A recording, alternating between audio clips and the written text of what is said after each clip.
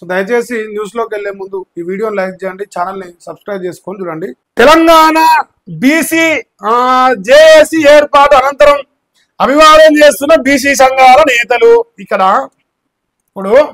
ఇప్పుడు బీసీలకు నేనే టేకేదారు, నేనే అతిపెద్ద బీసీ. అసలు నా అంత బీసీ వాడుండా? బీసీ ముఖ్యమంత్రి, BC MLA, BC party, BC B form అని బోకరేసి ఆడేస్తున్న బోకర్ మల్లిగాడు, కాంగ్రెస్ పార్టీ అగ్రకులాల ఉచ్చదాగిన చింతపండు మల్లిగాడు ఇలా ఉండా? ఒక్కసారి చూడరా. ఎందుకంటే బీసీ జేఏసీ అంటే అందరూ వస్తారుగా. ఇంకో ఇక్కడ ఆర్కిష్టయ్య ఉన్నాడు, నాకు తెలిసిన వాళ్ళే బొమ్మ చెప్తా. ఆర్కిష్టయ్య, జాజుల సీనయ్య కూడా కలిసిరు.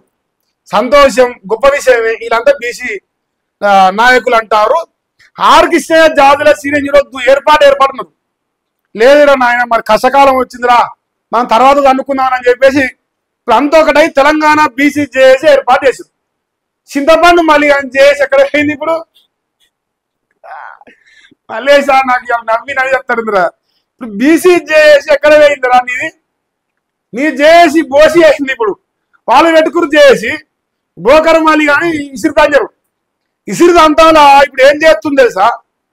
అతిపెద్ద బీసీ నేనే అని ఒక బోకర్ ఉంటాడు, వాడు వెంకటిగాడు అని. వాడు ఒకటి వెంకటిగాడు అంటాడు, మీకు తెలియదు, బొమ్మ కూడా చూపాను నేను, వాడిని హైలైట్ చేసేది. కానీ ఒక బోకర్ వెంకటిగా ఉంటాడు. ఆ బోకర్ వెంకటిగాడు ఇవాళ ఆర్కిష్టన్న మీద, జాజుల శ్రీనివాస్ మీద, ఇద్దరి మీద ఇక బూతులు ఇచ్చే ప్రోగ్రాం పెట్టింది బోకర్ మల్లిగాడు. ఓ బీసీలు అంటే నేనే ఉండాలి. ఇంకా ఇప్పుడు జాజుల సీనయ్య ముఖ్యమంత్రి అయితే, ఆర్కిష్టయ్య ముఖ్యమంత్రి అయితే, ఆర్కిష్టయ్య బీసీల ప్రతినిధి ఎట్లా? కాంగ్రెస్ పార్టీలో కాంగ్రెస్ రెడ్డి నాయకులు ఉచ్చదాగిన నేను కావాలి కదా. బీసీ జేఏసీ పెడితే నేనే పెట్టాలి, బీసీ పార్టీ పెడితే నేనే కావాలి, బీసీ ముఖ్యమంత్రి అయితే నేనే కావాలి. వేరే బీసీ అనేటువంటి ఎట్టది కాలే, ఎట్ట అవుతాడు, ఎదుగుద్ది కదా అని చెప్పేసి ఆ బోకర్ గారు ఉంటాడు. వాడు ఆ ముదనాష్టపోడు, ఆ ముదనాష్టపోతో ఇక రోజు మలిగా ఉచ్చదాగుతాడు.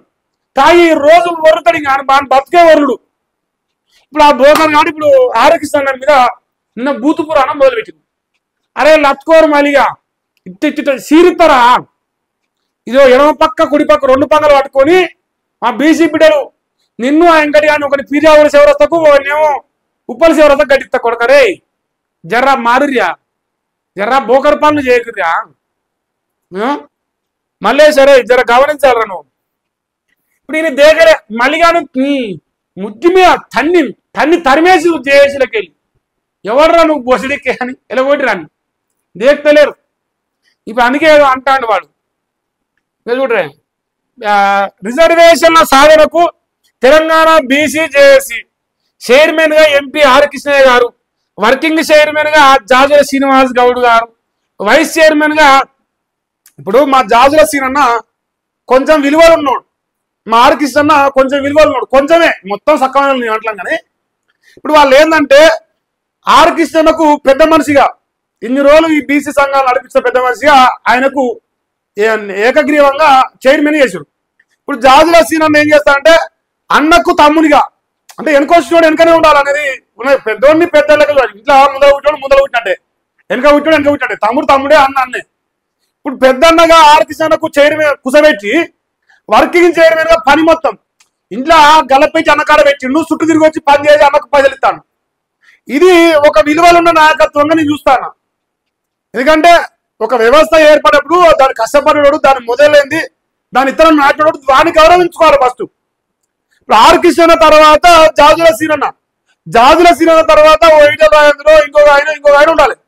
తర్వాత వీళ్ళు అత్తుకోరు మళ్ళీ ఎవరి లెక్క.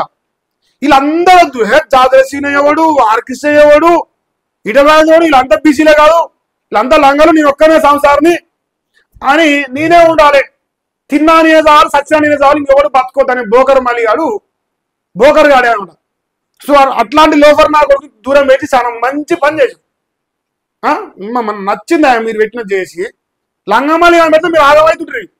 బజార్లో అమ్ముకొత్తడాడు, మన కూరగాయలు పండ్ల పలారం అన్నాడు అమ్ముతాడు, అసలు భోజనకే కాడు. ఇంకా చూడరే, ఇంకేంది వైస్ చైర్మన్ గా విజిఆర్ నారగోని, కో చైర్మన్ గా దాసు సురేష్, రాజారాం యాదవ్, కోఆర్డినేటర్ గా గుజ్జా కృష్ణ.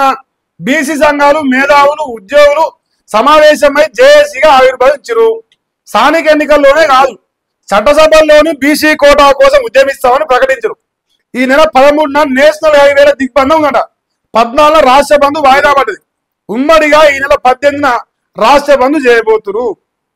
14 తారీఖు కాస్త 18 పోయింది. అంటే రేపు కాకు నీకు 4 రోజుల తర్వాత రాష్ట్ర వ్యాప్తంగా బంధు ప్రకటించారు. మరి అసలు సిసైన బంద్ అది దొంగమల్లి కాని బంధు లెక్కకు రాదు.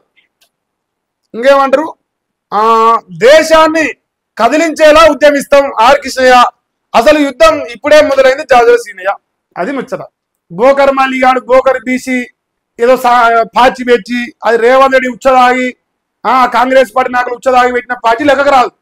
ఇది రేవంత్ రెడ్డి రాజ్యాధికార పార్టీ లెక్కకు రాదు. అసలు సిసలైన ఉద్యమంగా నేను దీనే చూస్తానా. వీళ్ళు సొక్కమైన లేం కాదు, వీళ్ళు రేవంత్ రెడ్డి కాడు వేసాను. కానీ ఇప్పుడు సోయిలో పడ్డారు. ఇప్పుడు జర తెలివికి వచ్చి దొంగోడు దూరోడు అన్ని లెక్కలేస్తారు. లెక్కలేసి జర యజమానంతో ముందర పోతారు. మీరు ముందర వాడాలని మనస్ఫూర్తిగా కోరుకుంటున్నా.